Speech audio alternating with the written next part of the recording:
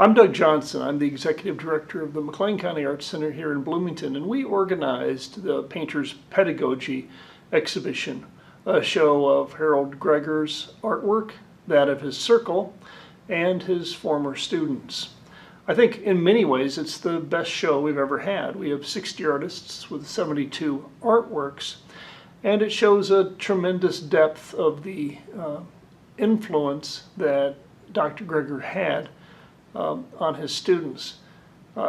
It'd be artificial to talk about Harold Greger's artwork and his life without also talking about Harold Boyd and Ken Holder, both of whom were vital for the environment and community of artists and teachers at Illinois State University. Harold Boyd first came to ISU as the university was expanding in the late 60s, and Ken Holder, who had gone to the Art Institute of Chicago and was teaching at Western Illinois University, came to ISU with that initial expansion. And while Ken had been at Western Illinois University, Harold Greger had been a visiting artist while he was still living in California. And so Ken was very excited to bring Dr. Greger to ISU, and it made a huge difference, affording the school to offer Masters of Fine Arts degrees, but also Dr. Greger had a tremendous reputation as a teacher. So that was terrific. But there had to be a lot of pressure on Harold Greger coming here to play such a keystone role with the establishment of the College of Fine Arts and the Visual Arts program. And he certainly took that seriously. He was very dedicated to his studio, and indeed, he was able to show with some of the most important galleries in the world in New York City. His experience working with Ivan Karp's gallery and at Tibor Denage set a high bar for other artists and gave access to more sophisticated understandings of the art world than generally students are able to get anywhere. Taking classes with Dr. Greger could be a challenge because he had very high expectations. I think a lot of that came from his experience at Ohio State University, where he had received his doctorate degree, and he studied with Hoyt Sherman.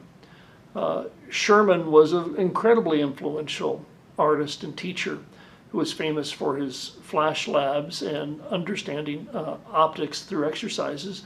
But Sherman was an old school academic, and indeed, in many ways, Dr. Harold Greger was too. He had a bearing about him that announced his presence with quiet authority.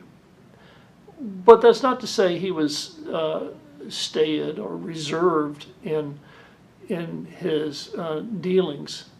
As much as you knew you were having to step up when you entered his classroom, he was able to have very warm and generous relationships with his students, maybe even more particularly after they had graduated. So I was able to talk to Dr. Greger as I was finishing my MFA program, which I did at Northern Illinois University. And he gave me terrific advice that helped me establish myself with Chicago galleries and gave me understandings of what those relationships were and how to foster my own success. And that went a long, long way. But he was also willing to share the things that he had done which hadn't been successful.